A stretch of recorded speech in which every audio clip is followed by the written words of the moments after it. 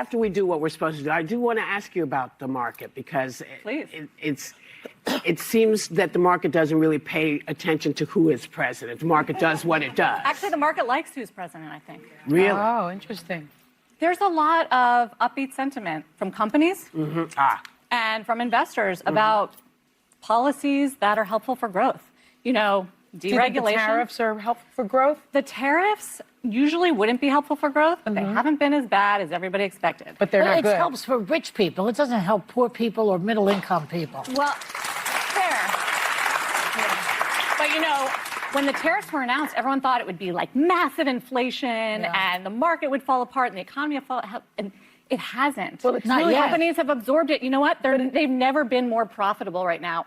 But also, That's they right. like companies the tax bill. and investors. So it's like a K curve, right? So if For you're sure. an investor, It's better for upper if you're income. wealthy, then it's great. If you're middle class or under the middle class, then it's not good at all. 100%. But what I would say to that is that, you know, it helps to have exposure to stocks. Like, more people should have exposure to stocks, and that is something. Well, but if you're getting paid minimum wage, you don't have exposure to stocks. Well, and that's part of why we want to get more 401k programs. So here's what we're doing. Sorry about that. Sorry about that. But it was interesting because it's very rare that we get to sit with a financial person. So that's why it's tweaking. That's why you just got peppered with so many questions. Keep it coming. I'm ready for it. And they did not like what that financial expert had to say. All right. Across time zones and platforms, this is Christian Conservative, your trusted source for bold, unfiltered news and analysis on the issues that matter most to Christian conservatives. I'm KJ, along with Michelle Talkington. And our special guest tonight is Tyrone Keys of Soldiers of Finance right here on YouTube, and currently candidate for Lieutenant Governor of Maryland. Welcome. Hey, how y'all doing? Good to be back with you. Yes, indeed. How are you doing tonight, Michelle? Oh, I'm great. Excited to have you, Tyrone. Man, we got a lot to cover, but congratulations, sir. Look at the candidates in Maryland just coming out swinging. Thank you. Yeah. Yes, indeed. Well, we certainly need your focus, your leadership, and your expertise here in Maryland and tonight. So we're going to get into it, folks. From faith and family to politics and culture, we tackle the hard truths and stand firm on biblical principles. All right, so join us as we expose the lies, defend our values, and fight for truth in a world that desperately needs it.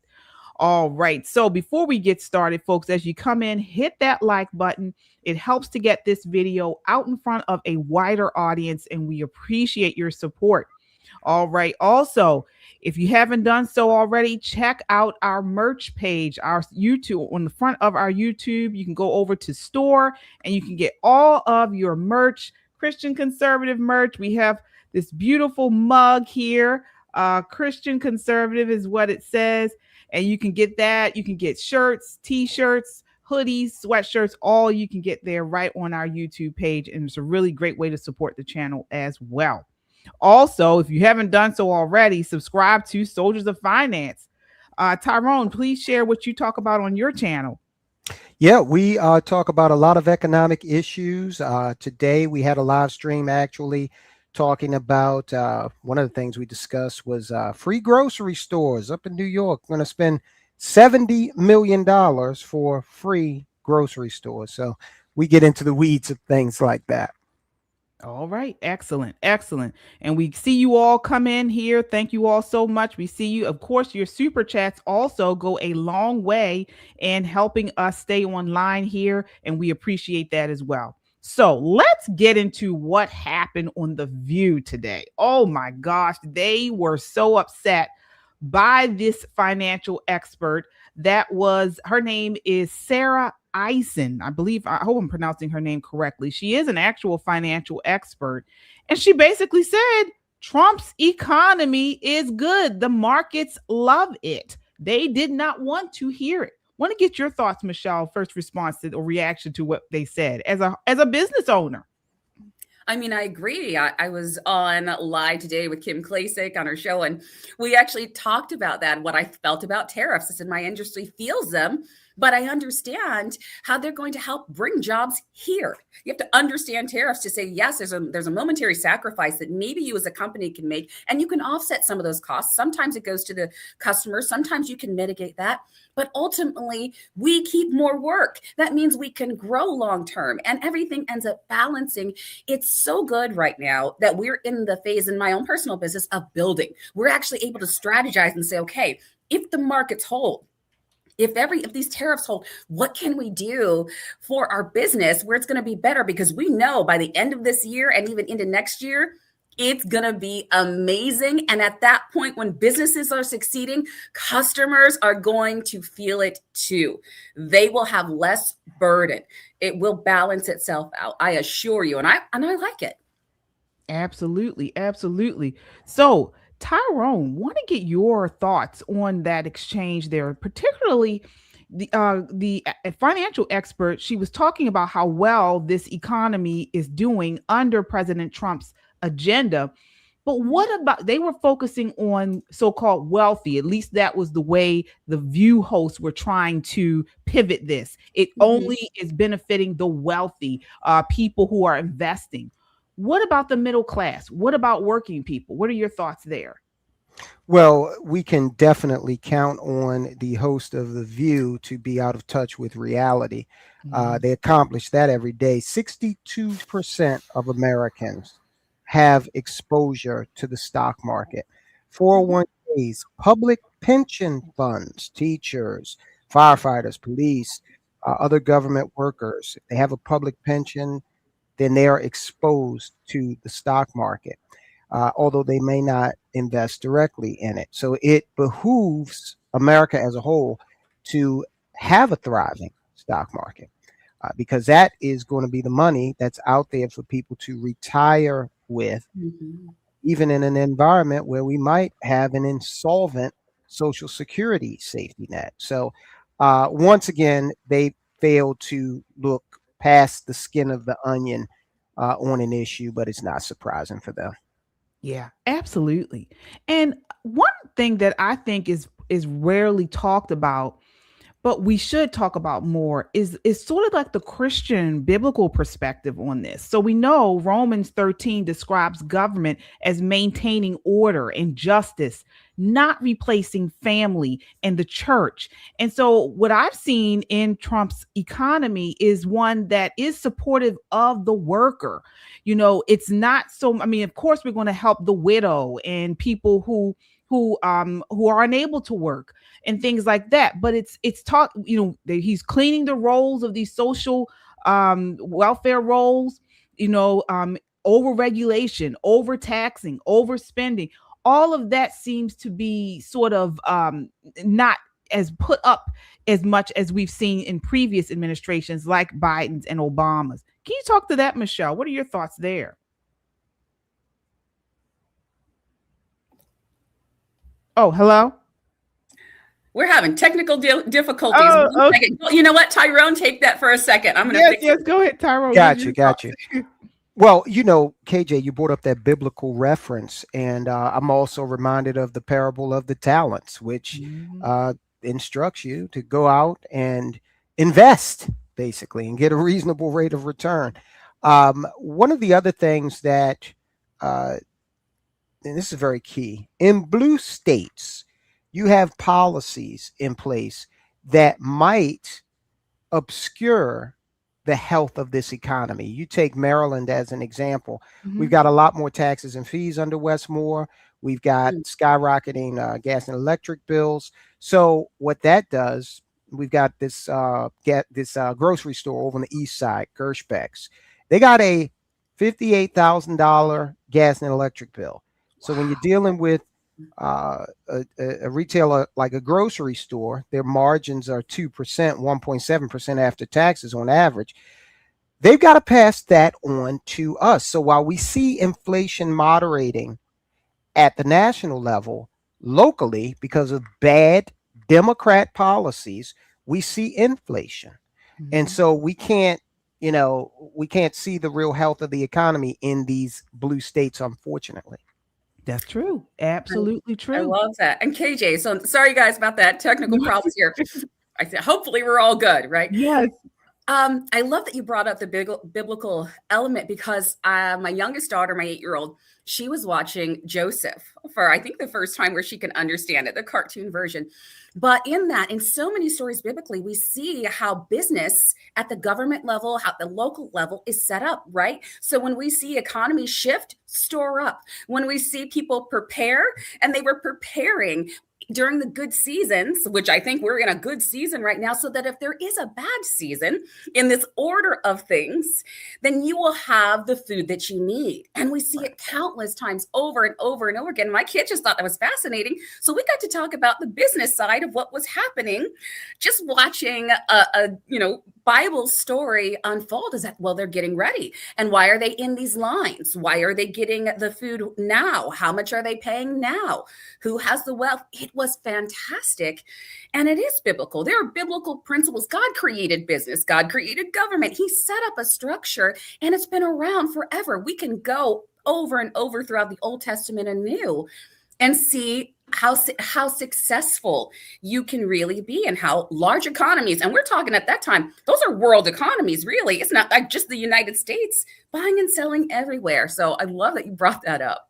Absolutely. Again, a pro-growth economy aligned with limited government, it tends to encourage independence, and it strengthens households.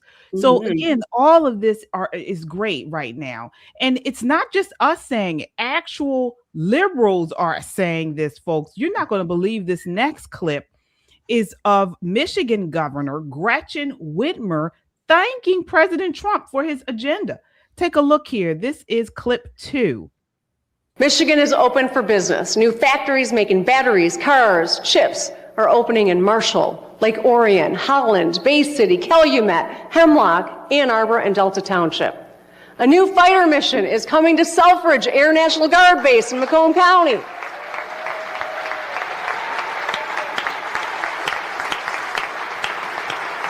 Probably not on the bingo card, but I want to thank President Trump for his work on this.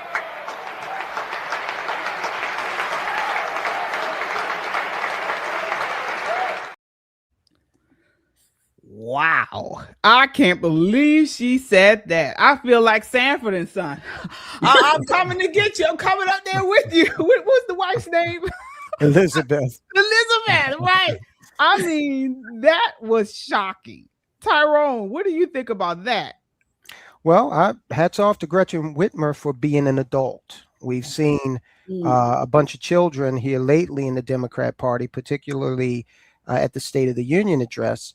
But Gretchen Whitmer is obviously pragmatic enough to understand that, you may not agree with someone 100% ideologically, but when it comes to doing what's right for the economy of your state, then, politics makes strange bedfellows. You got to work across the lines. And so congratulations to her and her state on their prosperity. Maybe she needs to call Wes Moore and give him some tips on, how to cooperate for the betterment of the entire state. Absolutely. I could not agree more. Michelle, what are your thoughts on that? Her statements there. It was not on my bingo card, but a lot of things are not. And so I was surprised that she made this statement, not surprised she's doing it now. Anytime there's a large election, big election season, whether it be the governor's races or a lot of the congressional races, you start seeing people go one way, or like what she just did, they start thinking common sense. How do we keep business here? How do we keep bringing these factories? And at the end of the day, all elected officials are supposed to work on behalf of their constituents who voted for them. He brought back business. And that's part, again, even back to the tariffs helped, the trade deals he's making, him saying enough of doing that here. We need to bring these jobs back. And that's, some of those were decimated. We're talking years and years back. This is not just Biden administration. This is Obama. This is before. It's so good to see. And this is for the middle class. So good on her. I agree, Tyrone. Adults have entered the room, even the ones that were crazy and might still be crazy, but give due where it's due. And President Trump, this administration deserves credit for bringing back American jobs. Absolutely. And somebody made a comment, Tyrone, that was very fitting, that yes, you have liberal states, Democratic states doing well under this Trump economy already. Why haven't we seen this in Maryland? What are your thoughts there? Well, again, our governor here, Wes Moore, sometimes I have difficulty discerning whether or not he's the governor of the state or the CEO of Exelon, because these gas and electric bills are really a drag on our overall economy, and they're hitting the poor and lower middle class the hardest. I mean, some of these bills look like mortgage payments. You literally have a case where older ladies, senior citizens, were testifying before the Baltimore City Council that, hey, I can't afford medication and heat. Wow. That is a very bad situation that the governor's solution thus far has been a $40 rebate. I think with $40, you can, maybe afford 3 days of heat. And he's crowing about that as if it's substantial. So the bottom line is Maryland and a lot of the states, unfortunately, New York City, they just elected Mamdani, so they got to deal with that for 4 years. But it's a crisis of leadership where you see these things occurring. All right. All right, folks. Well, we will continue to follow and monitor this story. Again, this is Christian conservative, but these types of issues matter to Christians, folks, because again, as we mentioned, if the economy is thriving, Christians should give thanks, but not worship it. All right. So these policies reward work. They reward responsibility and order. We've seen a lot of order going on, or at least him trying to steer the ship towards order. And all those things reflect biblical principles of stewardship. So please, Tyrone, before you go, let everybody know where they can find you. Soldiers of Finance, right here on YouTube. We'd be happy if you join us for one of our lives, which usually take place at they start at either 1:30 p.m. or 2 p.m. Join us, and I think you'll like what you see. All right. All right. Thank you so much for joining us tonight. Folks, don't go anywhere. Yes, indeed. We got a lot more to come here. Again, we're talking about all this madness going on in California with inappropriate books in schools. The Candace Owens saga continues, and Matt Walsh is now speaking out against her, and much more. All right. Thanks again, Tyrone. Thanks, Tyrone. All right.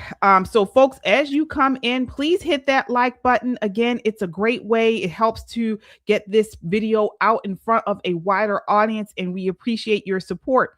Also, your super chats go a long way in keeping us online. That's how we don't make a lot of money from this. And so you guys help us with that with your super chats. We really appreciate each one. This is actually, I believe, our last broadcast for February. So the next time you see us, which is Sunday night at 9 p.m., we will be giving our first broadcast for March. All right. So we're going to keep this train going. And our next guest tonight, joining us to talk about these education and gender ideology and so forth, is Terrace Todd. All right. How are you tonight, Terrace? Doing well. How are you? We are well, thank you. Yeah. All right. So Terrace is the director of Project 21. Please introduce yourself, Terrace, to the audience at any other events or social media, anything you want to shout out. Sure. Yeah. Well, first of all, thank you all for having me. My name is Terrace Todd, born and raised in the city of Battle Creek, Michigan. I actually came this way. I'm in DC area now, but I initially, when I graduated high school, I went to Norfolk State University, proud to be on their foundation board now. But I am, like you said, I am the Project 21 director. It is the Black Leadership Network here in Washington, D.C. at the National Center for Public Policy Research. Prior to that, I was at the Heritage Foundation for 2.5 years. I also ran for Congress here in Virginia 7, just in the year of 2024. Came short in my primary, but even before all of that, what brought me here to the DC metro area was I was appointed by the Trump administration in the first term to the U.S. Department of Education, where I was the executive director for the White House Initiative on Educational Excellence for African American students all over the country. So that's what got me here. And as a matter of fact, that was a prophetic utterance from my bishop about 10 years ago that the Lord was sending me to Washington. Never knew how I was getting here. As a matter of fact, to be honest with you all, I'd never even applied to get here. Well, that's someone called me up and said that, hey, we had your resume. And I asked the young lady, how did you get my resume? She said, honestly, I don't know how I got your resume. And so I said, well, praise the Lord. So she started laughing and we went on from there. And so next thing you know, I looked up and I was being sworn in by the White House from my dining room in Battle Creek, Michigan, with my wife and daughter standing around. And next thing you know, I was on a plane coming here to relocate here. So I've been in the area now going on 6 years. All right. And you are an ordained pastor. You're a member of the clergy. Is that correct? Absolutely. Yeah, I was ordained back in 2002 under my bishop and Bishop Tudor Bismarck with the Jabula Network. And so I've been here, in ministry. Matter of fact, my wife and I had a campus ministry at Michigan State University called the Green Pasture Campus Ministry for a little while. And then other than that, I've been I had to realize and embrace the fact that God had called me to government. And so it all made sense when my bishop had prophesied to me and said that God was sending me to Washington, because I had to really embrace that, because here it is. My background is education. So I got my degrees from Western Michigan University in education. I taught sixth grade for 5 years, and then I went into administration, and I've only been in administration for the bulk of my professional career. I also did some teaching at the collegiate level as well. I was on the roster of Kellogg Community College there in Battle Creek, Michigan for about 8 years, where I taught educational stuff there. I dealt with educational trends and stuff like that. And it was a blast. If I ever went back into education at the teaching level, I would want to have it be at the collegiate level, because I really enjoyed that level as well. All right. Excellent. Well, we are excited to have you on tonight. So let's get into this. Want to talk about what's going on in Minnesota. So a Minnesota state senator stands up and reads from a book that is currently available to children in public schools. And the Democrat chair immediately interrupts him and stops him because he says it's inappropriate. So if it's not appropriate to read in a room full of adults, how is it even appropriate for minors in a school library? Take a look at this next clip. This is clip 3. To that age-appropriate question and to what we want to invest in for our culture, I guess I look at some of the books that we're seeing commonly implemented in our libraries. We see, I actually went this morning and found This Book is Gay from some of our local libraries. Many of the libraries that testified here today do have it in stock on their shelves, recommended in the teen section as young as 12 years old. And this book, among other things, it recommends to young children how to flirt in gay bars. It recommends to children how to enter into non-consensual sexual relationships. And I'll read here. Oral sex is popping another dude's peen in your mouth, or indeed popping yours and his. There's only one way, hard and fast rule when it comes to blowjobs. Watch the teeth. And then it goes on to say that letting any guy come in your mouth is safe sex. Okay. No. Madam Chair. Thank you. Oh, this isn't appropriate for this committee? We don't need to read items that actually, it's not the things that you're reading that are inappropriate. You got your clippable moment. Maybe we can just move on. It just seems absurd that this is appropriate for a 12-year-old, but not for the senators in this committee. But I will take it. Wow. All right. Full disclosure, I actually did not watch that whole clip until just now. I am floored. Michelle, how is this okay for 12-year-olds? Oh, you're muted, Michelle. Told you something's in here trying to mute me. It keeps muting and unmuting. It's so crazy. It's not appropriate for 12-year-olds. Really, from a Christian perspective, it's not okay for any year-olds. This is adult content. And the fact that over and over again, Moms for Liberty was critical in that, where they kept over and over and over again reading these out loud. And the grown folks were like, oh no, my ears, my delicate ears, we're going to save that for the 5-year-olds. Right? That's exactly how they're treating us. No, this is for the kids. This is only for the kids. It's only for a drag queen story hour that we're going to read those books. The absurdity of that. It's disgusting. It's demonic. It is evil. It is an attack on our children. It is grooming intentionally to destroy generation after generation in every possible means. So I kudos on him. I encourage every legislator, every parent, keep pulling those books, keep reading those books out loud. Do not let them get away with it. Because if the presidency changes, trust and believe they will fill those libraries up with even more. And it's becoming more extreme than it even is now. How sick. Yeah. How did we get here, Terrace? How did we get here? Well, the spirit has always existed, right? Perversion, you can go back into ancient times and whatnot, but I will say in modern times or in our lifetime, I will say that when President Obama anointed this movement many years ago, when he said that it was okay for men to be with men, women to be with women, and so on, I tell you what, the very first thing, the ink wasn't even dry on that paper, and they started attacking believers. They started attacking a Christian baker out west somewhere, and now they wanted to attack a lot of known Christian organizations like Chick-fil-A or Hobby Lobby or whatever. And so and then churches, just think about this. I mean, this same movement is attacking pregnancy centers, that help mothers who are expecting children. They start defacing those and calling people evil. There was a woman that I saw her documentary that she did time in prison, as a result of being outside of a pregnancy center and praying for the people, or actually a Planned Parenthood, and was actually praying for people.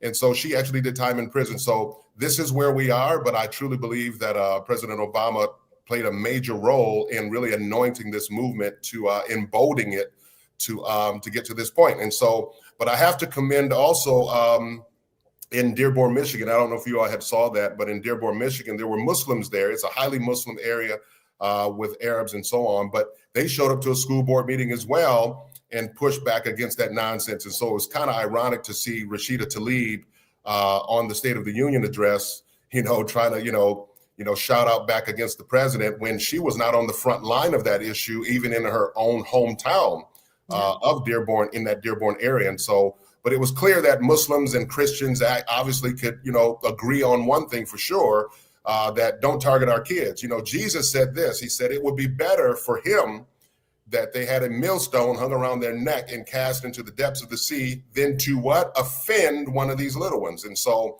that's what we're seeing. But unfortunately, there's some leaders in this country that have anointed them and emboldened them to do so. Yeah, this is insane.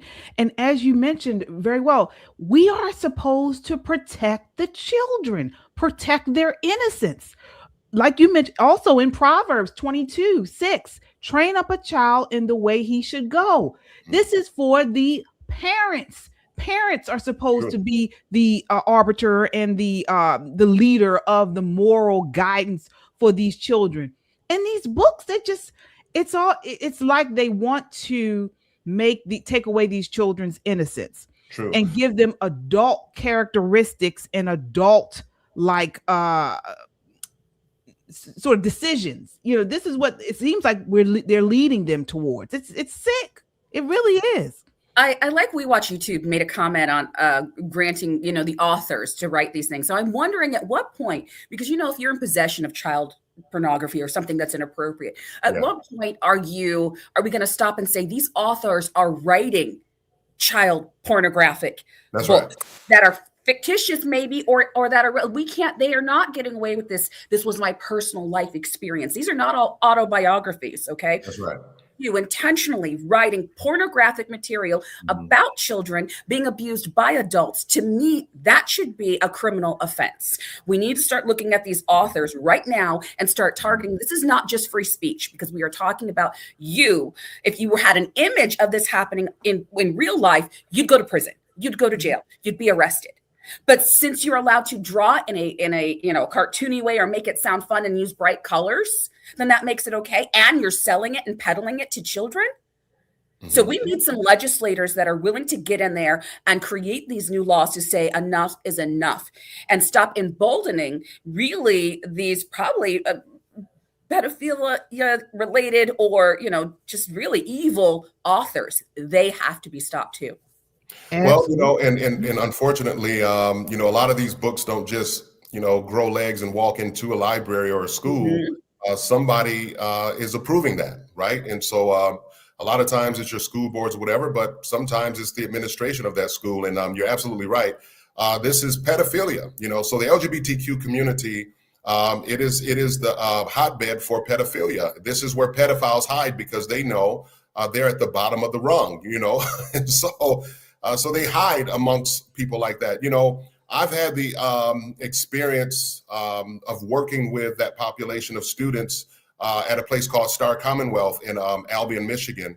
And these were students, young men to be exact, that had been offended at some point in their lives, and they had also offended others. And it gets as wild as, them also offending the family pet, and so it gets that extreme. So it is a spiritual thing. And so it's something that you have to really go to war for spiritually, because that's really where the battle is taking place. And so it's really unfortunate, but let's not forget this same movement was wanting to change or get the public to stop calling them pedophiles. Instead, they are minor attracted persons, That's how they want it to be referred to. It's like, no, you're a pedophile, and you need some help, you need deliverance, and you should repent, and so that's where we as believers should stand on any activity of this nature. And so we should never tolerate that at all.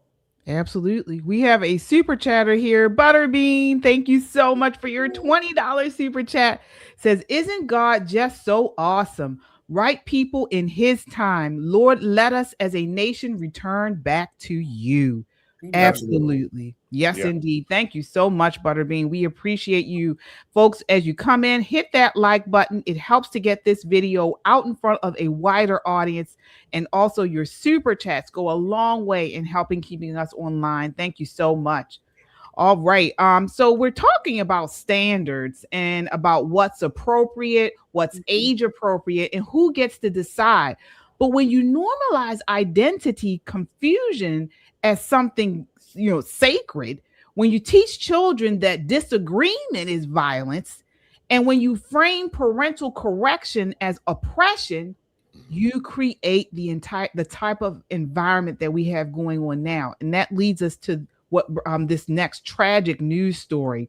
So newly released footage shows Julia Egler, the transgender teen convicted of murdering her mother and her mother's boyfriend in 2024, explaining that she was angry because her mother misgendered her.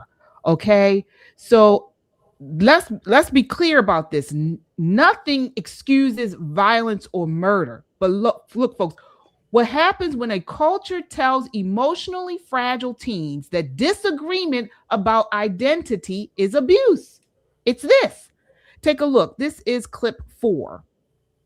Now, as the interview continues, Julia describes frequent arguments with her mother, Kelly McCullum, particularly about her gender identity. And she tells detectives that she felt misgendered at home. And she says that the issue was brought up repeatedly during fights. Well, me and her would have a lot of arguments about things, especially over me being trans. So she'd be like, okay, you're not a real boy and blah, blah, blah, and all, the whole spiel of transphobic stuff. Okay. But she doesn't approve of your lifestyle, she doesn't approve of that. Would you say that she was trying to kind of meet me in the middle, but it wasn't really working all that well all the time. She would try to call me child instead of, because it's more gender neutral rather than kind of meeting in the middle, I guess. Okay. So, I could tell obviously this frustrated you. Is this a root of a lot of the arguments, or does it maybe not the root, or ends up being brought up in these arguments? It's a thing that was brought up a lot in arguments. Is she misgendering you? Yeah. So when you guys are arguing, is she intentionally, calling you she, or not using the appropriate pronouns, or not referring to you as Jasper and referring you as Julia? Wow. So in other words, she's saying this misgendering is violence. Mm-hmm. So if a teen is already struggling emotionally, that message, it can cause some type of resentment. This is crazy.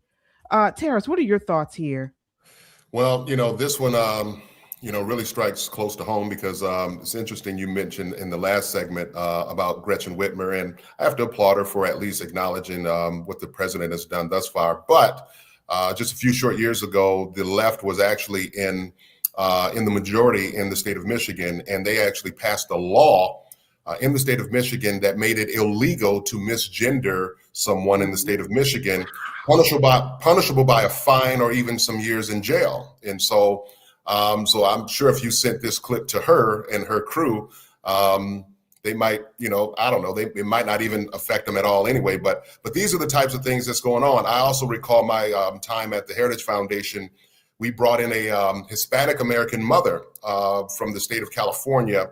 Her daughter was also being, groomed and whatnot, and in school, and they had her believing that she was a boy, and unfortunately, because the mother and the family did not go along with this foolishness, the daughter was removed from the home and placed into foster care. And then, long story short, as a result of her being in foster care, we found out that this young lady who was believing that she was identifying as a boy, she committed suicide. She walked out in front of a train, taking her life, and very sad situation. There was not a dry eye in the auditorium at the Heritage Foundation at that time, because the mother said that when they called her to go identify her daughter, she said when she got on the scene, she could see them pulling the flesh of her daughter off the front of the train. And so again, when the president say that these people are crazy, he, that's putting it politely, and why the people of God on the left who say they are, do not speak out against this nonsense is beyond me. And so, and again, when you have people that are in high ranks like that are in elected positions, Supreme Court justice not long ago, when she was being, questioned of what a woman is, she could not even give you the answer of what a woman is. And so, but these are the people that are really pushing this ideology on these children, and they're okay with that. And so, but they'll have God to answer to at some point in time. Yeah. And it feels like, Michelle, more and more people are affirming this type of stuff. I mean, we just had not just clergy, not just government, even, people who are said to be Christians out front. Yolanda Adams, she's a big time singer. She just came out a couple weeks ago, advocating for LGBTQ and all this type of stuff and the trans movement. I mean, what is going on? Well, I want to be sensitive because that was a tragedy that happened. And we know that for the people in the community, those kids, this entire trans, this is confusion. We know that the word says that God is not the author of confusion. So this has been since the beginning of time. This is demonic from the beginning of time to throw in confusion. Now, this confusion is also about sexual sin, which is one of the very few things that is condemned outright, that is mentioned outright as one of those traps that will make you fall. So there's two part, but I would say the enemy knows how to use it, but this is Marxism. This is a part of their plan. This is how it's literally written. I've got the book on my shelf. You can read about how we first separate and break apart the family. So again, this goes back to education. And Terrace, I know you understand. So when we started education, we started pulling kids out and putting them into the public educational system and creating that system where parents were not in charge of their children for the majority of their children's day, i.e. the majority of their lives growing up. Then we got to the 80s, the 90s, especially 2000s, where we took it a step further now that we've gotten through those two generations in Marxism content and changing laws little by little. And then we started to separate them completely and say, well, your parents aren't really in charge, are they? You are.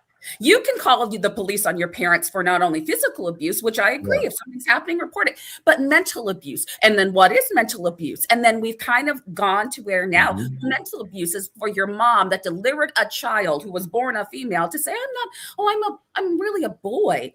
No, you are a girl. So now we've said that's abuse. And states have enacted, to your point, laws like California, where not only that, if you don't affirm it, we'll pull you out of the home and give you to a parent who agrees or give you to a foster care system. Know that Joy in one of our chats, they were talking about they wouldn't have made it through the 80s or 90s, and I'm going to tell you right now on the light side, my children wouldn't make it through the nows. I have to mess around and find out, and then think that's right. Come to my house and take me out first. You had better pray. You better know that I'm a firm believer, but I will take you out. You will have a Lazarus moment. I will resurrect you, and I will personally put you in jail.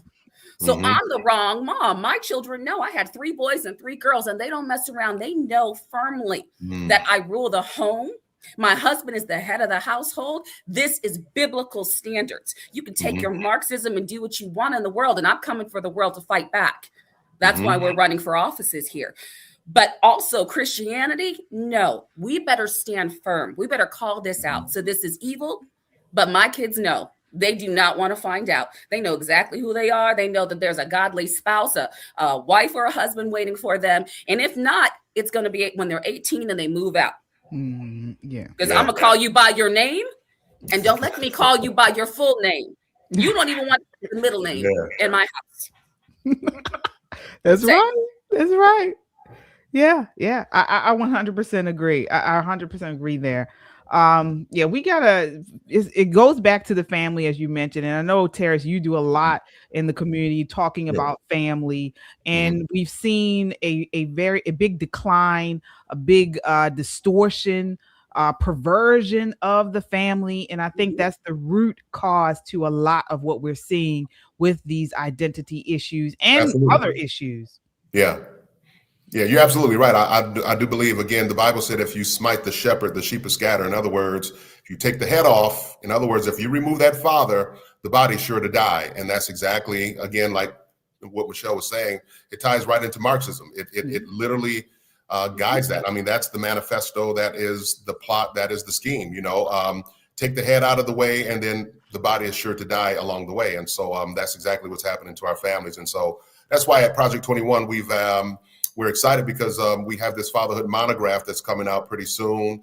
It's going to be up for publishing pretty soon, and we'll get it printed out and get it to you guys so that way we can come back and you can maybe share it on here. But we're excited about this because it literally taps into fatherhood and family formation and the importance of, families being, being the center of everything that God had intended for it to be for our children. And so anyway, more to come on that, but I look forward to sharing that with you guys when we get it. All right. Absolutely. Well, I know, Michelle, you mentioned California. And so, I mean, there's so much stuff going on there. Many Californians are stunned right now after reports that a serial child predator was granted early release under Governor Newsom's expanded parole policies. Okay. So when a state shows mercy to repeat offenders who harmed children, but lectures parents about morality and control, something is off here. Take a look. This is clip 5.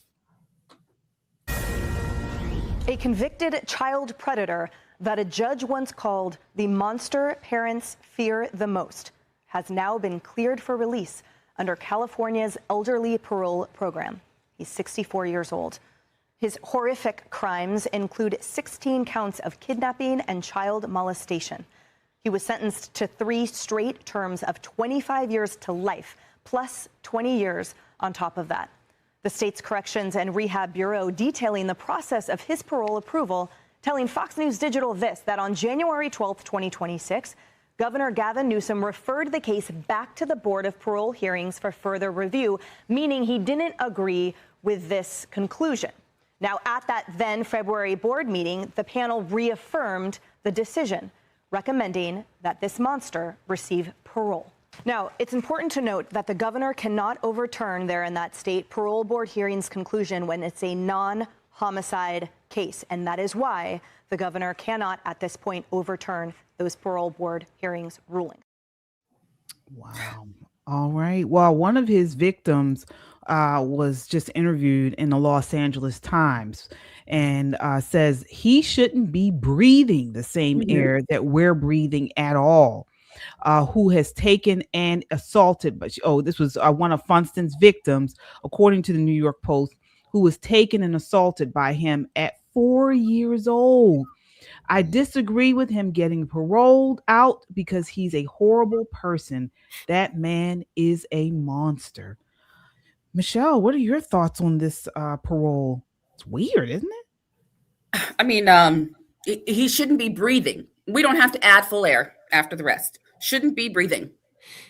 This John Wick, I bring him up all the time. You might like the Equalizer. We can go Denzel. I don't care which character you want. Plenty of movies we can add to this. This is the time to kill. Samuel L. Jackson. We'll just go on and on and on. And this is why the courts are failing. They are failing our children. They are failing adults. They are failing. Shame on that entire board. Do you know how young 64 is? No. Do you know how young that is? For a man, especially now with we have the health benefit. This is not some elderly man that they let off on the streets. This is a grown man in his 60s, capable of running marathons and doing everything that somebody in their 60s would. If somebody died in their 60s, we would say, oh, he was really young. He was young. He still had a lot of life. This man has too much life to live to terrorize. He's not cured. He's not done. I promise you we will see him again. It's really hard to stand behind the measures that say, what can we do to stay back? And I'm going to be very careful, running for office. I'm going to be very careful. I said what I said about all of the movies that I listed.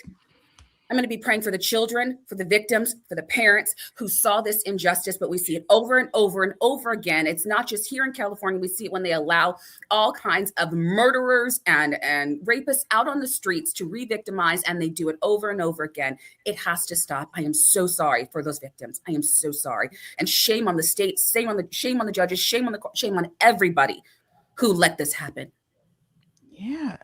I mean, but this is a policy that they're going by. I can't even imagine what the victims are going through seeing this. What are your thoughts here, Terrace? Yeah, I agree. I agree with Michelle. I mean, this is a horrible situation. But again, on the left, this is par for the course. Lawlessness and failure gets rewarded. And this is exactly what they're doing. And it's kind of like, the open border kind of a thing. They knew exactly what the plan was. And so no one on the left actually came out and spoke out against that, knowing that those people weren't going to Beverly Hills. They were going to the hood. You know what I mean? Like they were going to drop them off in the hood where these people can hide out in highly Hispanic neighborhoods and whatnot. And they certainly weren't welcome on Martha's Vineyard, as we all saw before. But again, I mean, they knew exactly what they were doing. And so it was to invoke a lot of more pain and hardship on the people that were already struggling. And so that's exactly what California is doing. And quite frankly, that's exactly what some of these other left-leaning kind of leaders are doing. Like in the state of Michigan, again, if you misgender somebody, you're going to jail and paying a fine for that. When, my people who look like me have been getting called the N-word for years. We just dust it off and keep it moving.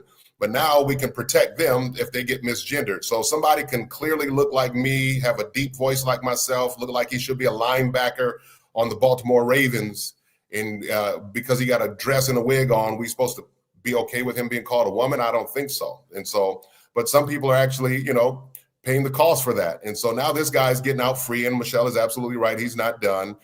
Myself, having worked with that population of teenagers before, I realized that it was a generational thing. And so this is exactly what he's doing. So you can't unlearn what you've experienced, right? And so unfortunately for the victims, we're praying for you. We're believing God for you to have some healing.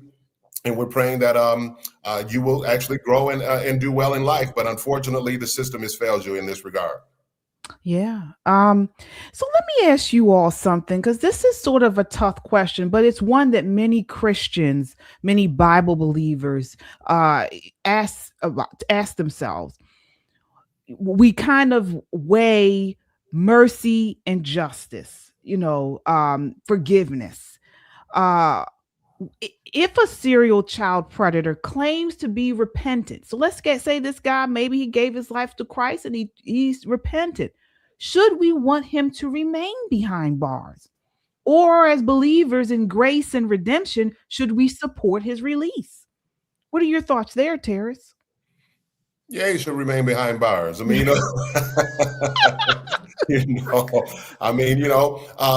we celebrate the fact that he has repented and given his life to Christ or whatever. But the laws are the laws. The laws of heaven supersede all this stuff anyway. But yeah, if he's repented and whatnot, that doesn't mean just freely allow them to go back out in society.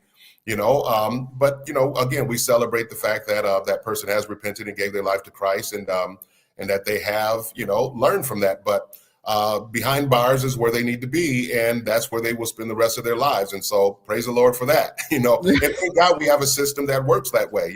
We have a place for those people to go, because quite frankly, in some times of our history, a life for a life. In some places in the Middle East, it'll be over with. They won't even waste their taxpayer dollars putting you behind bars and feeding you and giving you 3 hots in a cot. You know what I mean? So again, we celebrate the fact that that person has experienced salvation, but again, they should still be behind bars, paying the price for the crime they've committed. Yeah. I agree. What are your thoughts there, Michelle? Well, there's so many cases out there. This case is clear. Case by case, this case is clear. We're talking about small children. We're not talking about a state that allows a person to be emancipated and that whole no. These are if you can do this to a young child, helpless, there's no way that they can even save themselves. Again, I go back to they shouldn't be breathing. ... And if you happen to catch them, which a lot of these predators are still on the streets. But the ones that aren't, keep them off the streets. They should never be released. Well, there's a reason we have laws, and they need to be tightened. And instead, we've been putting in these left-leaning, crazy judges that are actually repealing and removing these things to deliberately endanger our population, deliberately harm us as citizens. As citizens, we have to say no. Keep them locked up. Because really, when we know what happens, if they are a hardened criminal or somebody like that, they get in these prisons and even worse things happen. They pick up more tools of the trade. Yeah. They pick up how to be a different kind of abuser. They pick up all kinds of stuff, how to be a better liar. They do all kinds of things. So this is not there. Oftentimes there's no road for redemption except through Christ, and praise God. And so join that church ministry in prison, or go out and do, the release programs where you're monitored and you get to do something and then you come back. That's different. He should not be walking. Yeah. I want to add something too. Even it's something when prisoners even have more common sense than some of these folks on the outs, because even the prison system, there's a culture there. And that's why a lot of times when these predators who've preyed upon children, when they get put in prison, they actually put them, in solitary confinement. They put them away from the general population, because once those prisoners find out that they've offended some of the vulnerable, like a child, they know that their life is at stake. And so that's exactly why they put them to themselves and not out with the rest of the people. So even prisoners have enough common sense to know that what they've done, it was, deserving of a more harsher punishment. Yeah, I agree. I agree with you both. I mean, yes, we are commanded to forgive, as far as the Bible says, Matthew 6 and 14 to 15, we're called to pray for repentance. That's right. We, believe no sinner is beyond Christ's reach. I agree and believe all that. However, Romans 13 says government bears the sword to punish wrongdoing. So that means the church offers grace, and the state enforces justice. It's simple as that. We have two different responsibilities here. And everybody knows that repentance does not erase consequences. And, it's as simple as that for me. We got to protect the innocent. That's our moral obligation. KJ, I say, I'll catch you in heaven, but don't let me catch you in the streets if you've done that to my child. Right. So I'm just speaking as a mom, praise God. We'll see you in heaven. You will get your He'll take care of that. You've been saved, sanctified, forgiven. But you might meet him real soon if you see me first. Absolutely. Folks, sound off in the chat. Let us know what you think. This is Christian conservative here. So if a violent child predator claims repentance, should early release be considered? Let us know and sound off. Also, your super chats go a long way in helping us produce this content. Any amount is appreciated, and we thank you for it. All right. So we just asked the question, what's the proper Christian response to someone that has committed, this egregious crime or any egregious crime like these? We said the church can offer forgiveness, but the state must uphold justice. Now, let me take you all one step further, because in California, Gavin Newsom's California, the issue isn't just about early release, it's about elevation. Take a look at this next clip. This is clip 6. Oh, do we have? Okay. I believe Fresno deserves leaders that are honest from the very beginning, not the end. So going into this, I'm putting my life out there. Up front about his status as a registered sex offender, Rene Campos is not running from his past as he runs for office. I've been given the chance to rehabilitate through the courts and back into the system. Charged with being in possession of child sex abuse material back in 2018, the Fresno native says he pled no contest to a misdemeanor charge. Now launching his campaign to represent District 7 on the Fresno City Council. He says his focus is on safety. So I say, let's choose somebody outside the box, somebody who knows the system from inside out. Because I've experienced the laws that we are trying to reform right now. Fresno County Clerk and Registrar of Voters James Coos says state law does not prevent a registered sex offender from running for office. Once you leave prison, you're on probation, you actually are allowed in California to reapply and become a registered voter again, which would then make you eligible to be able to run as long as you are living in the proper jurisdiction. Campos looks to enter a growing field of people vying for the seat. Another candidate says he shouldn't join the race. I think it should be a disqualifier to serve in public office. If I'm the next council member in District 7 and I can't show up at a school site, how can I best represent the people in the neighborhoods I want to serve? Each candidate brings a different background and focus to the race. AJ Rossomny says homelessness is his priority. I never thought I'm going to be in politics. However, I'm a business owner, I'm a community advocate, and I'm a problem solver. Nav Gurm, endorsed by Mayor Jerry Dyer and the Firefighters Union, says he represents the next generation of leadership. There's a lot of basic amenities our neighborhoods deserve and quite frankly need, and that's why I'm running. Ariana Martinez-Lott, a mother, is calling for more investment in neighborhoods. I don't have political aspirations. I am running to continue the work that we have been doing here locally as residents in our city. Campos has not yet filed for the office. He and the other candidates have until the 6th to submit their paperwork. The primary election is the first Tuesday in June. Brisa Colon, ABC 30, Action. All right. So first, I thought this thing was trans. I wasn't sure what he was. If it was a he or she. I didn't find anything that said he was, but he looks weird. I don't know. What are your thoughts? I agree, man. When I first saw him, I said, "Oh, he looks suspect already."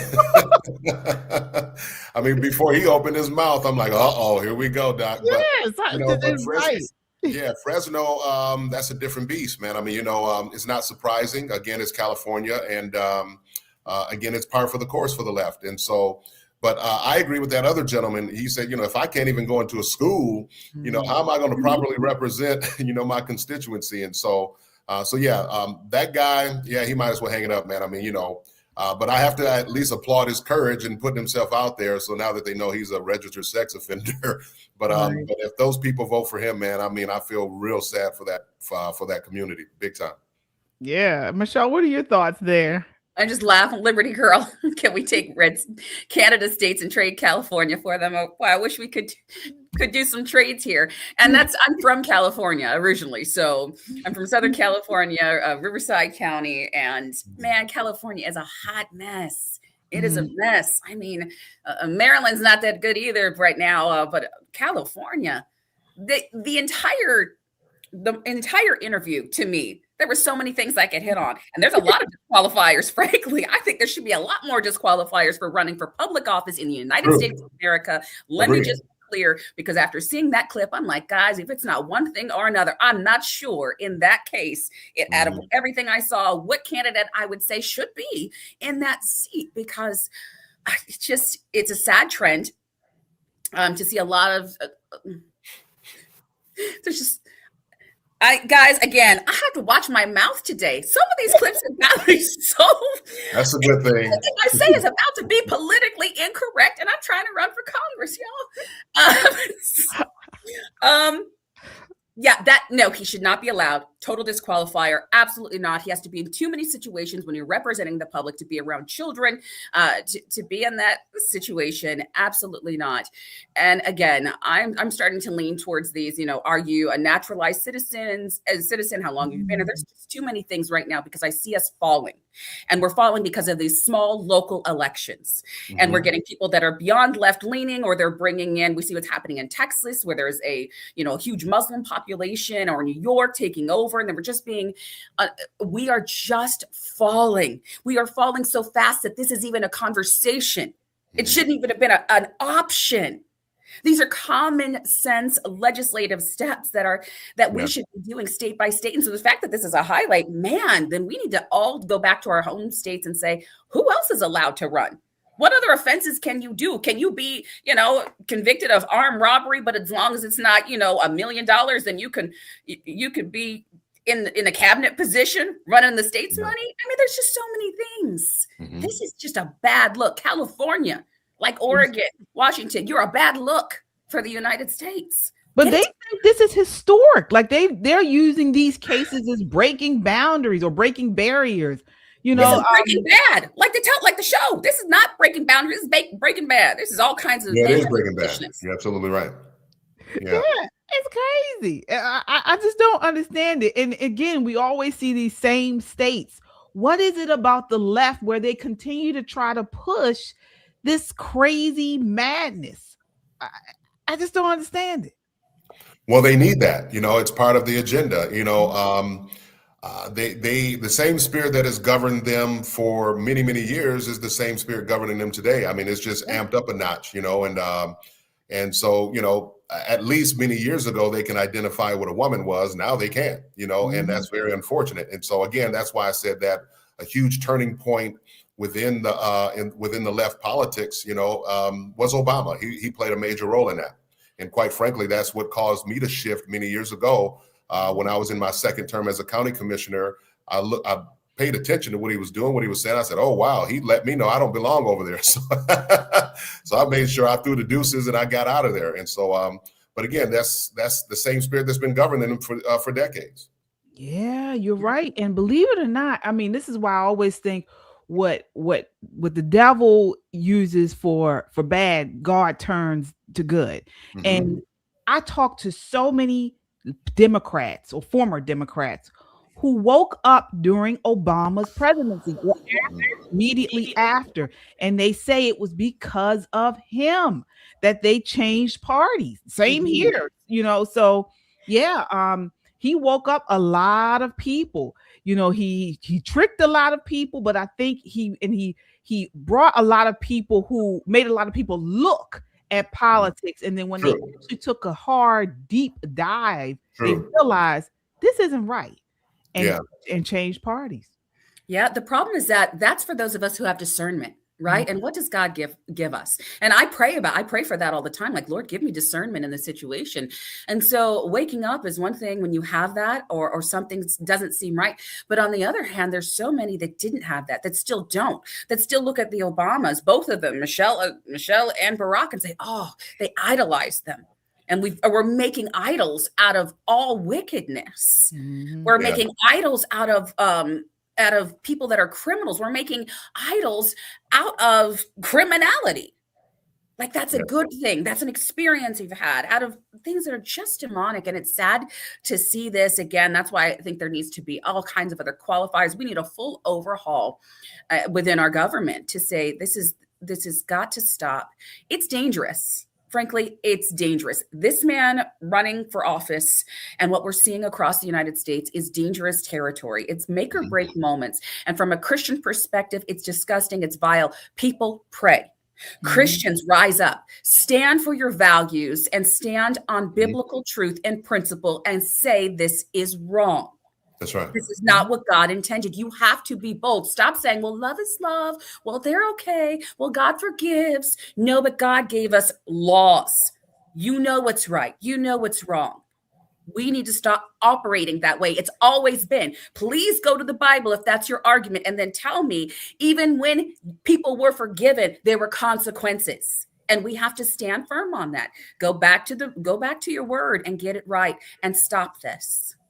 You know, when Obama ran the first time, just to put this in, I know you guys got to close out, but when he had a rally, him and Joe Biden came to Battle Creek, Michigan, where I'm from. I was actually asked to do the opening prayer. Well, my bishop was asked first, and then they rejected him because they probably realized he wasn't going along with their agenda. And I said, well, why are they coming to me? He said, well, I don't know. So I get to the event, and the individual that was pretty much, you know, running it or taking the lead on it told me that I couldn't name the name of Christ in my prayer. I said, well, you got what?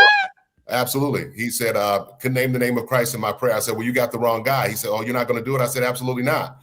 And he asked me if I could look around and if I knew anybody else that was at that event to get to do the opening prayer. And I was like 10, 15 minutes away from going out on stage.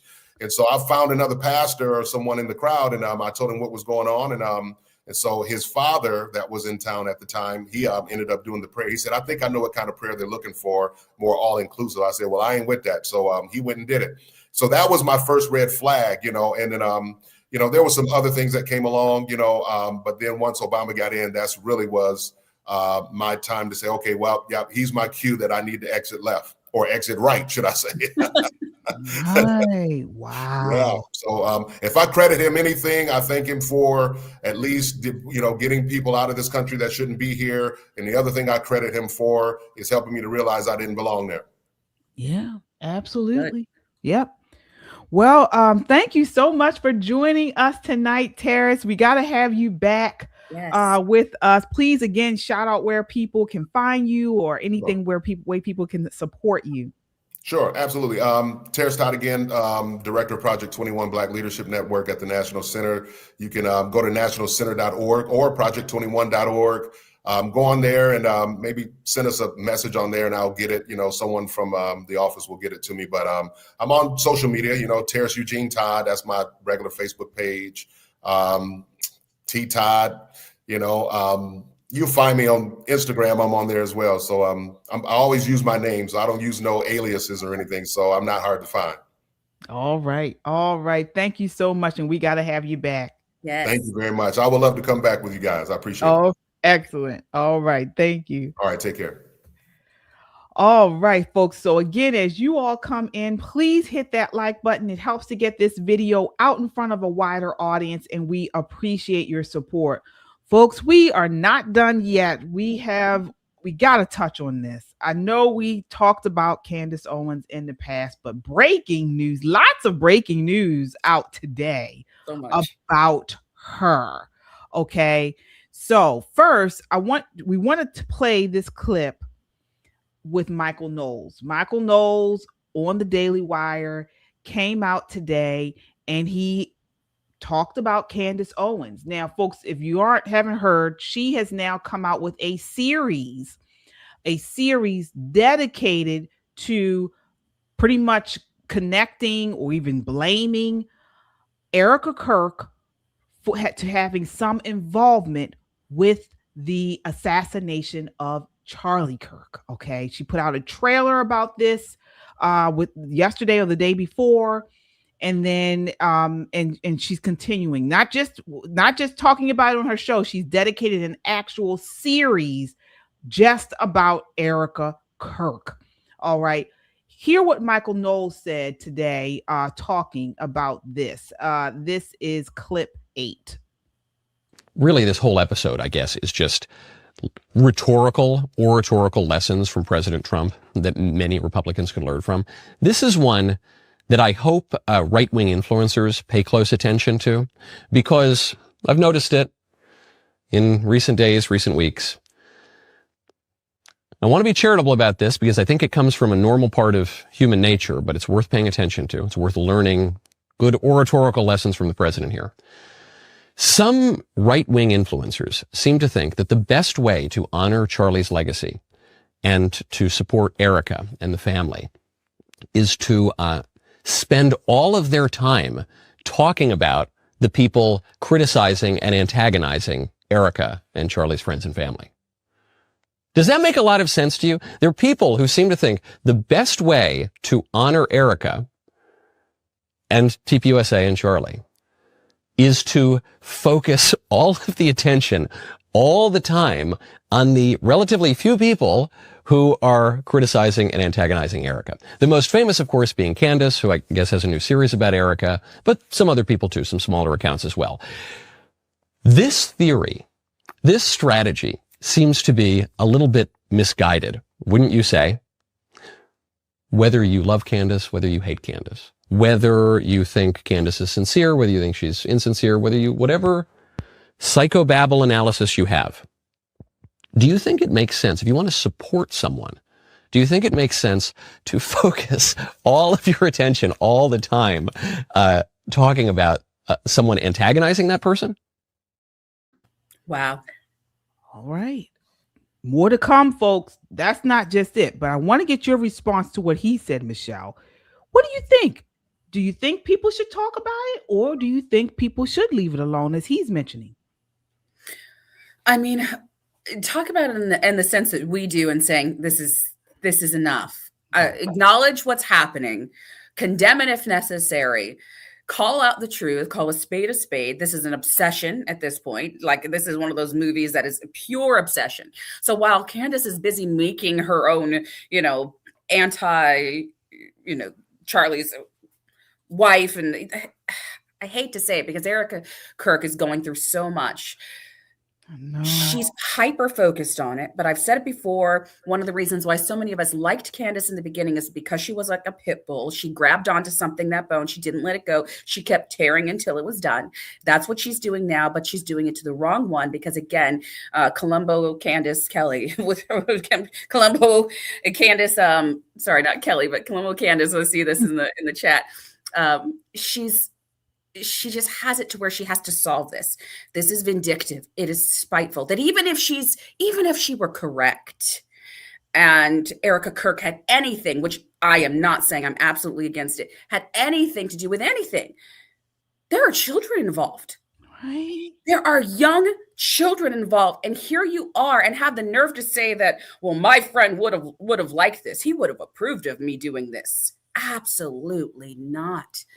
Why are we doing this when these babies they're not even, 9, 10 years old. They're going to go back and see this attack on their mom. She has what if someone were to do this to her children? She would be outraged and devastated. And I just don't see the sense in this, but I think we should acknowledge it and call it out, say it's wrong, and stop buying into all of Candace Owens' conspiracy theories at this point. Why are we letting her destroy this woman who's already got enough on her plate? Let it play out. She won't. No. And, I agree, Michelle. I can see where Michael Knowles was coming from. He's, saying the more people talk about it, the more attention Candace gets. Yeah. However, before I say that, so I agree that people shouldn't focus on it, but say something. One time you could say, look, I'm not going to do a whole series. I'm not going to talk about this every week, every episode, but I want to let my audience know where I stand. This is wrong. Candace is disgusting for going after a widow and the mother of Charlie Kirk's children. It's disgusting, and I'll have no part of it. And I want my audience to know that I do not agree with this. And ended at that. Well, we're not the only ones who feel like that. Now, Matt Walsh has come out. Now, if you all remember, Matt Walsh initially, he did not say anything about these, has it been a year now of Candace Owens coming out against TPUSA, against Erika Kirk, making all these wild accusations. He stayed quiet. Then he finally said, you know what? He did a small portion of a show. I think it was like 15 minutes, if that. This was a couple of months ago, where he said, Candace, please stop. All right. She didn't stop, of course. She just doubled down. Well, now he dedicated an entire show, over an hour, of debunking everything Candace has been talking about. And he also came out against her, folks. Finally. All right. This is how it's done. Okay. And you guys know we've done series on Catholicism and stuff. Well, Matt Walsh is Catholic. He's Catholic. He's not a Candace Catholic, but he's Catholic. And he's saying she's wrong. Okay. Because it seems like it has been sort of a weird, you know, Catholics on one side of this, sort of like on Candace Owens' side. I don't know. I feel like I'm seeing Matt Walsh is Catholic, and he's saying she is dead wrong for this. Take a look at this clip. I love everything he said here. Okay, he's starting out with this. All right. Let's see here. I mean, he lays her out. He did. Okay, here we go. Company of other perverts who share the same interests. And it's what conspiracy theorists do. They marinate in a selectively curated assortment of facts that stitch together whatever story they're telling themselves. The earth is flat, Sandy Hook was staged, Erika Kirk conspired with a half dozen foreign intelligence agencies to murder her husband and frame a gay furry, etc. And this time around, the chief media personality promoting the alternative version of events is, of course, Candace Owens. Now, as you may remember, a couple of months ago, I laid out the reasons why, contrary to claims by Candace, it's clear that Tyler Robinson killed Charlie Kirk. Absolutely. To the extent there was any evidence of a potential conspiracy, it involved the several trans activists who posted messages online that appeared to indicate, at a minimum, that they may have had advanced knowledge of the assassination plot. And of course, there were the strange text messages between Robinson and his roommate, in which Robinson stated that his roommate had seen him engraving bullets. But there was no evidence whatsoever to suggest that Charlie Kirk's associates, or Erika Kirk, or Turning Point USA, or the French government, or the Israeli government, or the US military had anything to do with Charlie's murder. Now, for months, Candace has stated otherwise. In October, she wrote this message on X, quote, "With all we've crowdsourced, it looks like a decision to murder Charlie Kirk in Utah was made around July 18th. A military meeting with foreign leaders took place on July 20th on US soil. The plane flew into Provo, direct from France, on September 4th, and stayed until just after Charlie was assassinated, flying out to Wilmington on that day. The plane returned home to Egypt the following day on September 11th. In November, Candace provided the following update, quote, "Urgent. 2 days ago, I was contacted by a high-ranking employee of the French government. After determining this person's position and proximity to the French couple, I've deemed the information they gave me to be credible enough to share publicly in the event that something happens. In short, this person claims that the Macrons have executed upon and paid for my assassination. Yes, you read that correctly. I'm told there is one Israeli that is on this assassination squad and the plans were formalized. Again, this person provided concrete proof that they were well placed within the French government apparatus.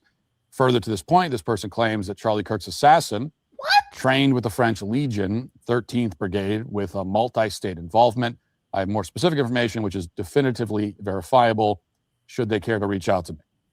That same month, she posted this message, quote, "Today is going to be a big day. What we will present in the Charlie Kirk investigation is going to change everything. That is not an exaggeration. Nothing will be the same." In December, Candace followed up with this message on Instagram, quote, "It feels like today will be the day that the government can no longer deny it. Charlie Kirk was assassinated and our military was involved. I can't wait to share this information with you guys today." She also wrote the following on X, quote, "I received information last night that put the final pieces together for me. I can now say with full confidence that I believe Charlie Kirk was betrayed by the leadership of Turning Point USA and some of the very people who eulogized him." So he goes through all this, all right? And I mean, I had not been even following Candace Owens, her neurotic investigation, so-called investigation into this stuff is crazy. All she does is just hurl out these accusations, bombshell, evidence, and nothing ever comes of it. Nothing. Okay. But he goes on here. Let me see here. I mean, this was such a heartbreaking show he did today, folks. And I encourage you, if you haven't watched it, to watch the entire show that he did. I mean, this one right here, this part that we're about to play really infuriated me. Let me see here. Take a look.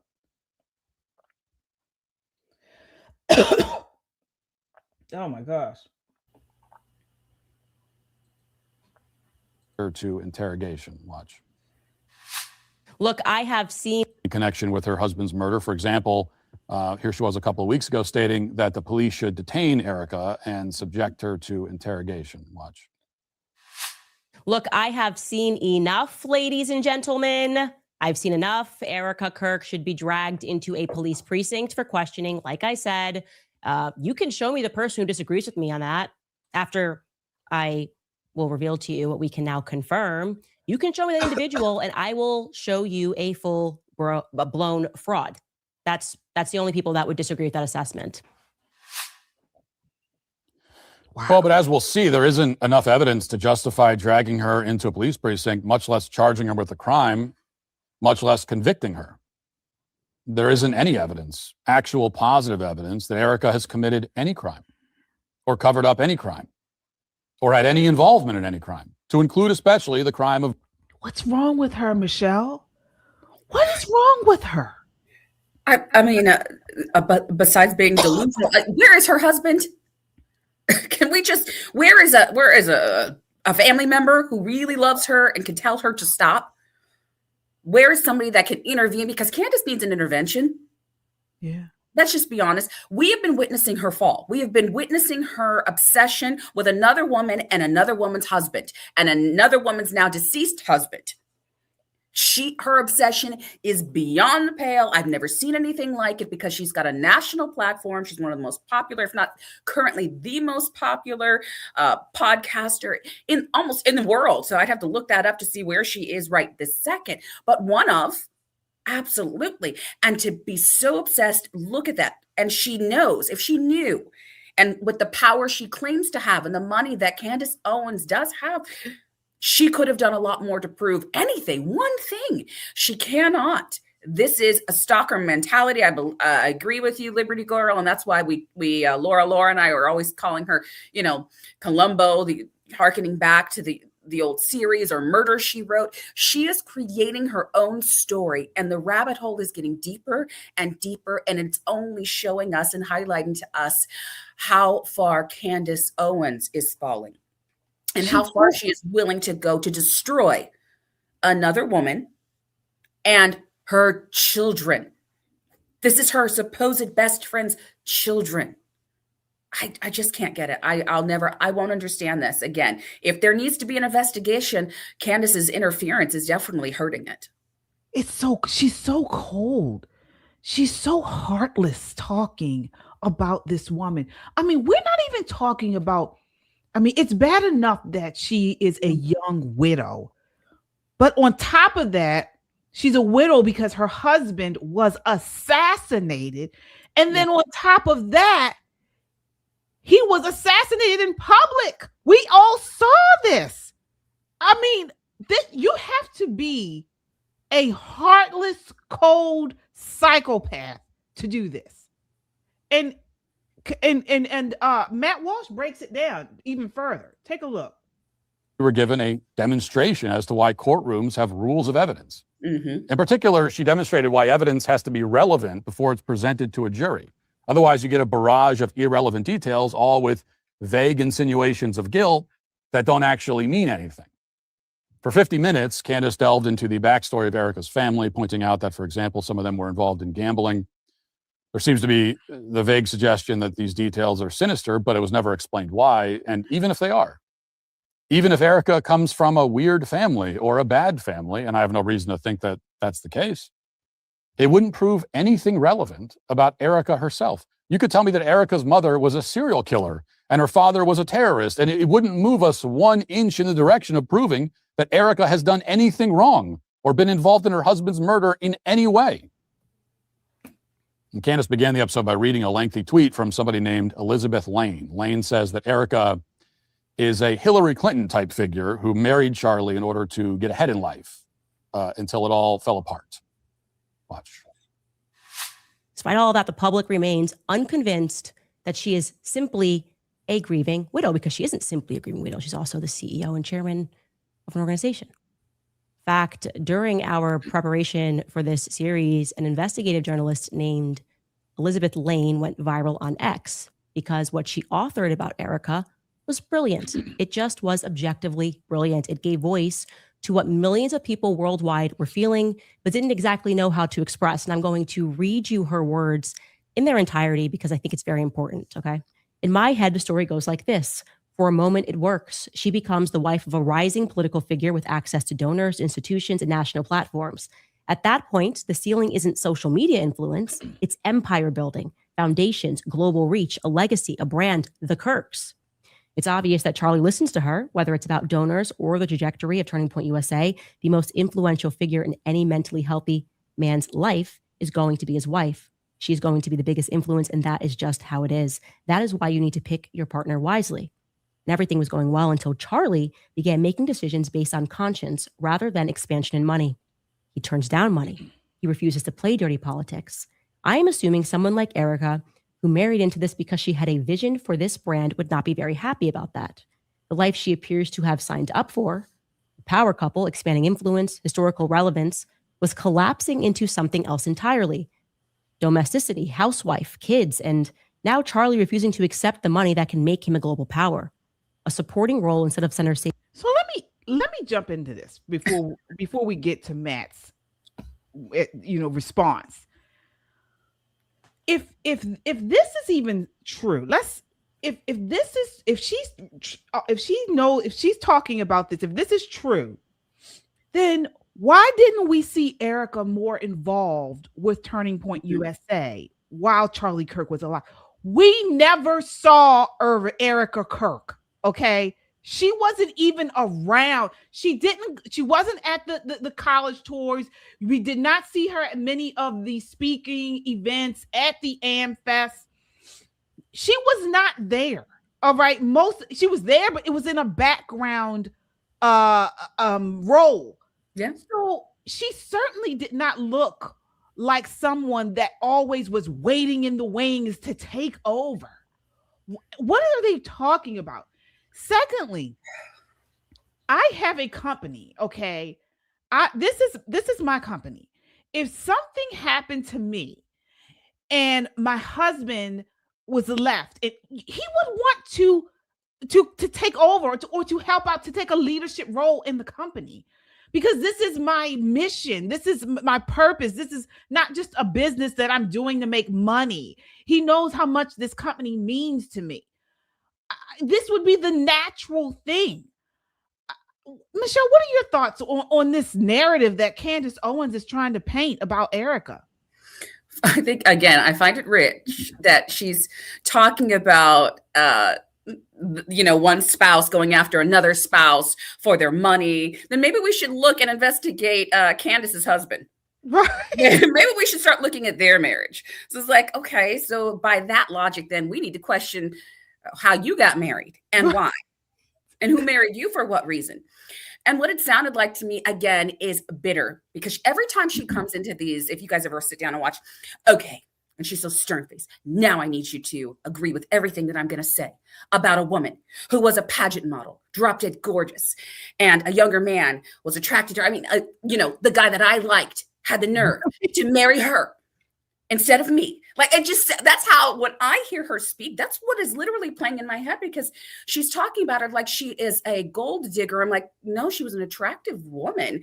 And Charlie has said multiple times, like, how beautiful that he thought she was. And I was like, hey, can you hook me up with her? He's very candid about how they got together. This is not some kind of hidden information, everyone. So please, the green all over Candace is showing, the jealousy is showing. And I wouldn't even care if they got married. If Erika's like, oh, this guy's going somewhere, I'm going to marry him and make it to the top. Okay, no one can stop you. You're all the way up. Go ahead. Marry your spouse for whatever you married your spouse for. That's your marriage. Stop asking and seeking into their covenant that they made together and focus on your own, Candace, because they got married and had children. Right. They consummated the marriage, right? They had children and a whole life. And so this obsession is ridiculous, but everything she's saying here and everything that she's reading from what someone else is saying to me is irrelevant, even if she married for all that reason. And even if Erika was a cheater and everything bad that Candace wants to say, who cares? She is a widow who is now trying to make and keep her husband's business successful. And she is a mother of children whose father was slain. Shame on you. And Charlie's parents have been next to her every step of the way. Right. I mean, why is Candace the chosen one to call all this stuff out? And Charlie's own family is not saying these things. They don't believe her. Nobody else is calling on Erika or stating that she's behind any of this, or TPUSA. So it's weird. It's bizarre. Here's Matt Walsh responding to that. At great length, has something like 10 million views. And Candace obviously thinks it's compelling as a way of suggesting that Erika had some motive to be unhappy with Charlie and to want to replace him. Quote, the life she appears to have signed up for, power couple, expanding influence, historical relevance, was collapsing into something else entirely. Now, this is not how Charlie would describe himself because he was modest, but if Charlie and Erika were not a political power couple at the time of his death, then no couple qualifies as a power couple. Charlie was one of the top 3 outside advisors with a direct line to the president. He hosted pretty much all of the president's events from Butler to the election, obviously played a major role in Trump's victory. He could influence legislation and executive action with a phone call. And based on the massive receptions he was getting on college campuses and his fundraising efforts, Charlie was a legitimate contender to be the president of the United States one day. Wow. Probably sooner than most people think.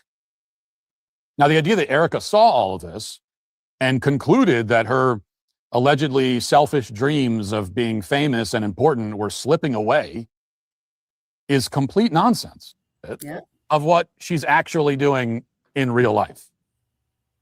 Continuing. I also want to add this little tidbit. Erika is, as you're going to see, exceedingly uncomfortable discussing Charlie's final day. Fox News had to use a lot of cuts, a lot of, you can, now that I'm telling you that and you watch, you're going to go, oh yeah, they're cutting and kind of like putting her answer in a different place, very obviously and poorly edited out entire portions when Jesse asks her a fairly simple question.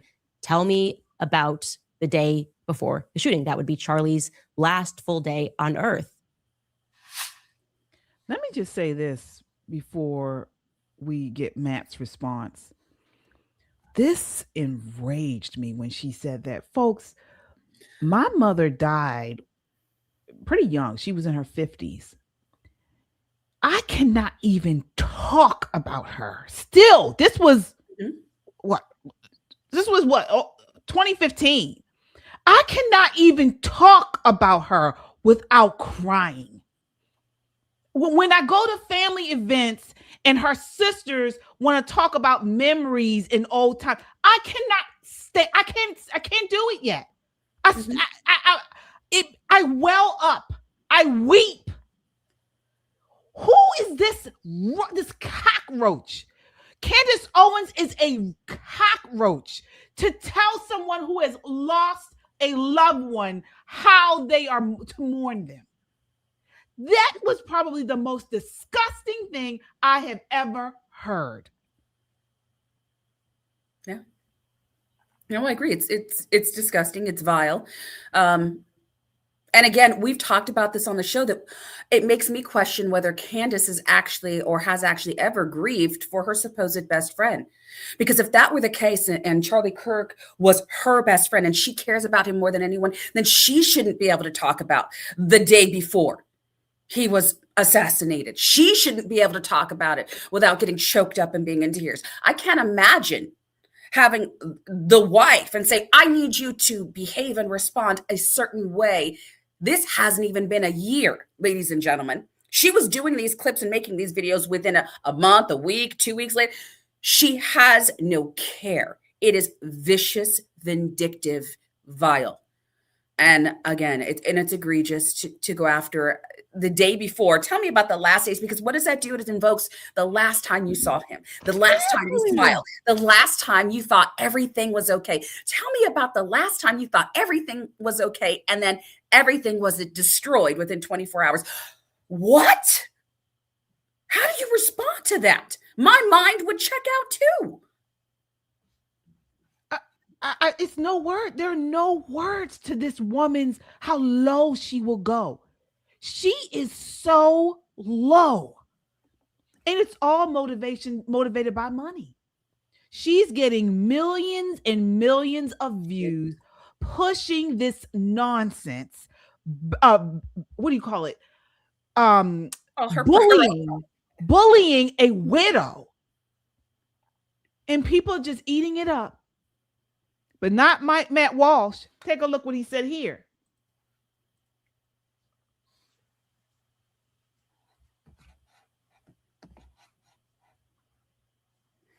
Oh, it's not playing on us on our screen. We got to share it, KJ. Oh, sorry. Here we go.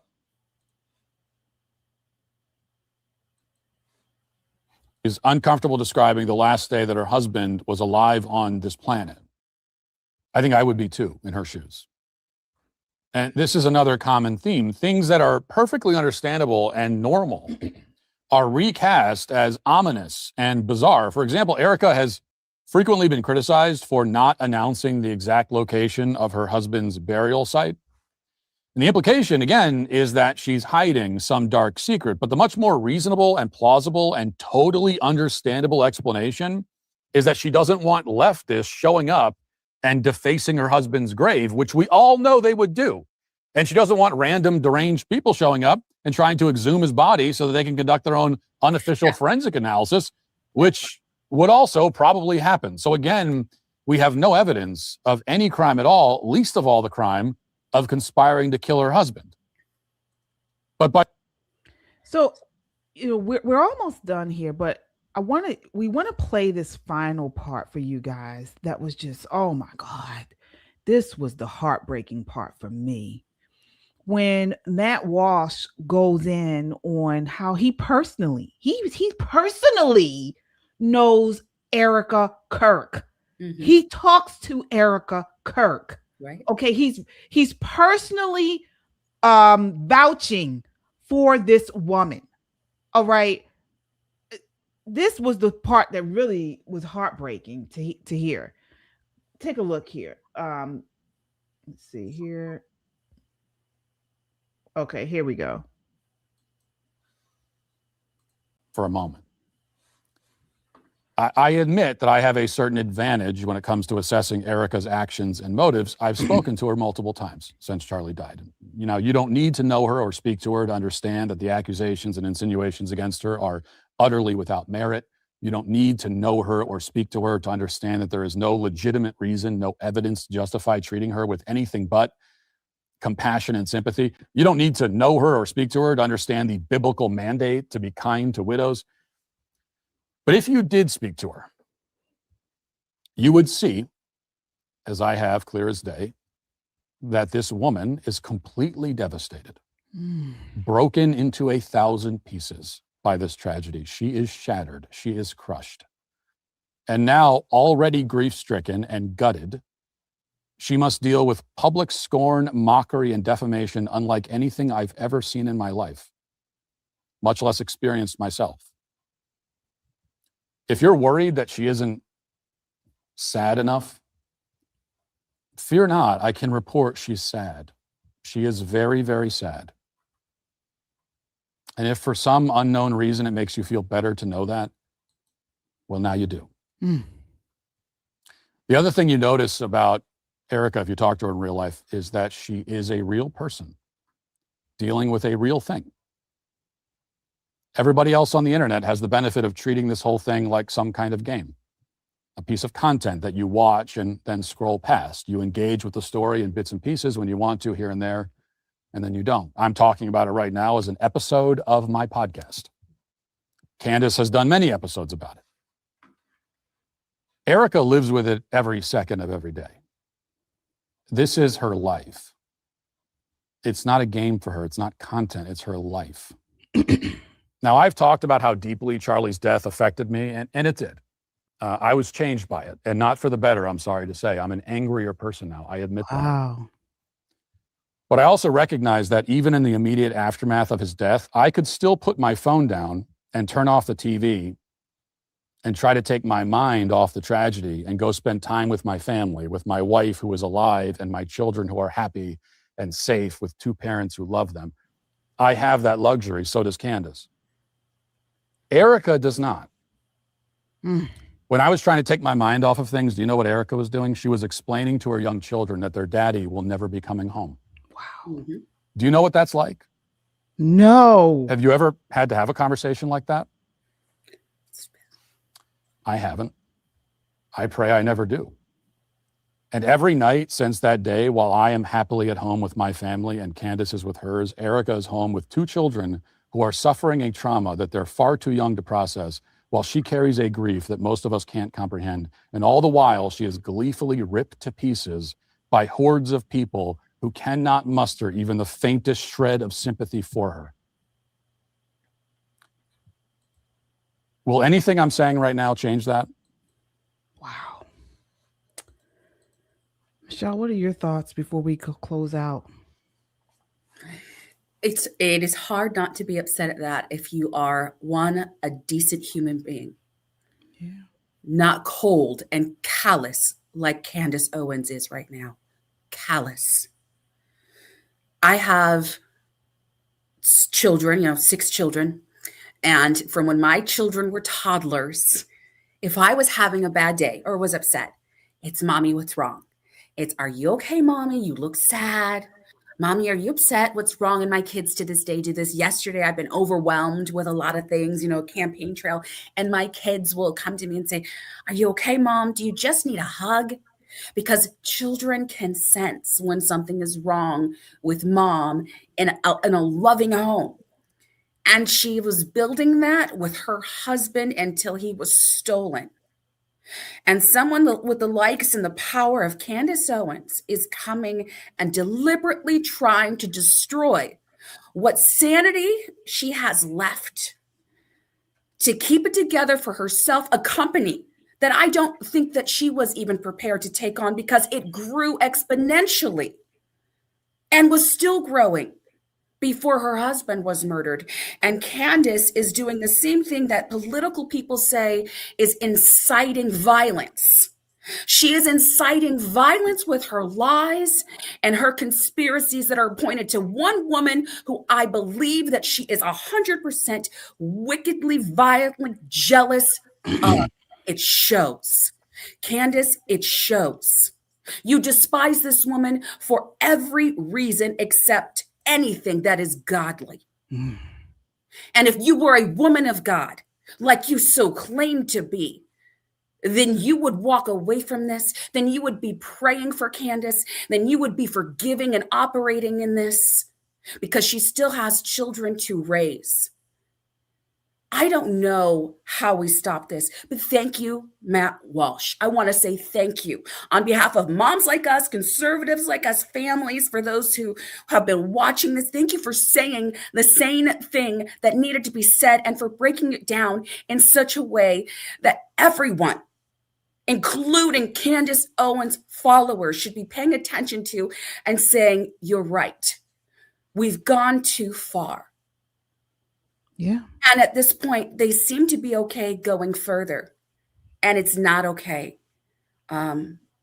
Again, it was very hard. It's hard to watch. I'm glad we watched it. I'm glad we played it. I'm glad our audience is here. Our viewers understand. We've followed that, but enough's enough. And I'm going to continue to pray for her. I continue to pray for everybody, for both and the children involved in this. It always, for me, it has a lot to do with the kids that are going to be affected and not just the widows, which we are commanded by God's word to take care of.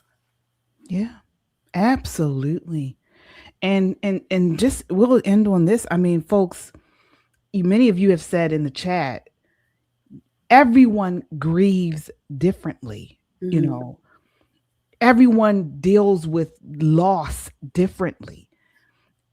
I know when my mom died, she's passed on now for quite some many years. And, people used to say, why don't you post about her on your social media? I can't. It hurts too much. It still hurts. Now, someone might look at that and say, oh, well, she posts about everything else. Why doesn't she post about her mom? Because it hurts. I am still grieving. People grieve in different ways. It just is. And why don't we give this woman some grace? it's about allowing her to grieve. And why are we jumping to the pointing her as the person behind this when all other evidence points otherwise? It makes no sense. The only thing that makes sense, and I've dealt with people like Candace Owens before, she's miserable. Candace Owens is not a happy person. She's miserable. And people like her, they thrive off of making other people as or at least trying to make other people as miserable as them. She's not happy at home. She's not happy with her career. She's led by jealousy and envy. Okay.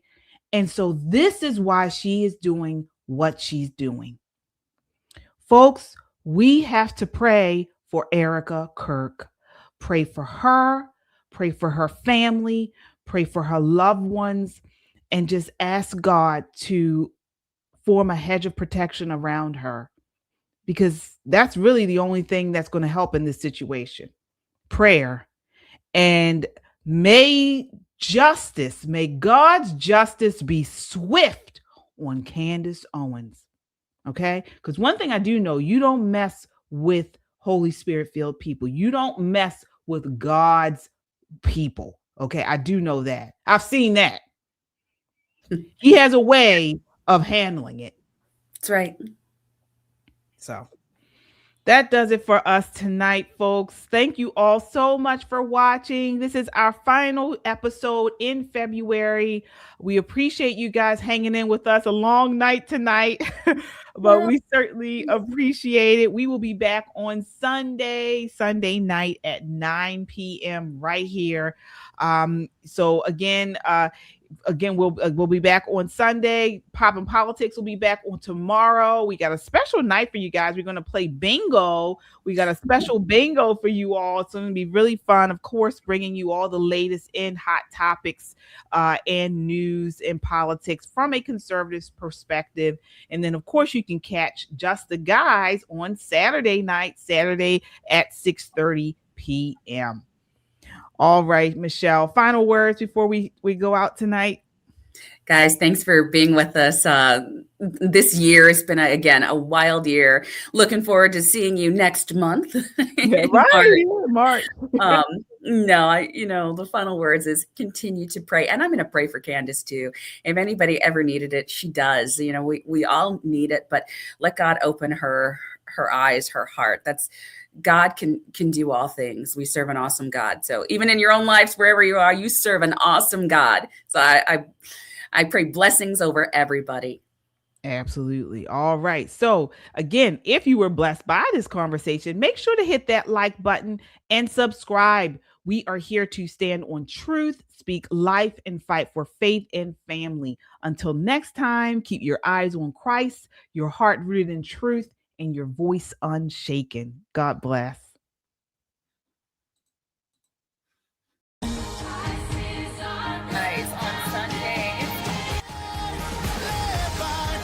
This is Christian Conservative. I'm KJ with Michelle Talkington.